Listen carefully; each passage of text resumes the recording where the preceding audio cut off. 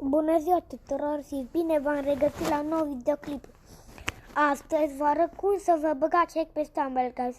Prima dată intrați pe Google, scrieți StumbleGuys mod APK, intrați pe prima, apăsați pe butonul ăsta verde, după dați aici pe butonul ăsta mare verde.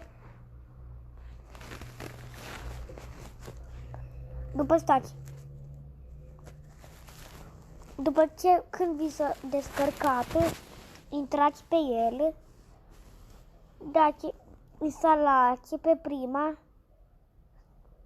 după așteptați,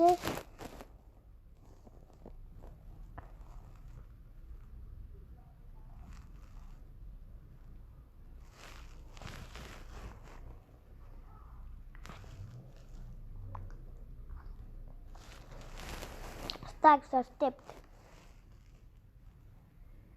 Nu uitați să dați butonul de like și subscribe.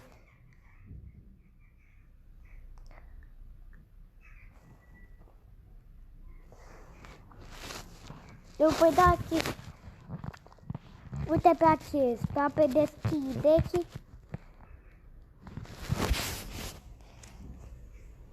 Și uitați, aveți hack-ul.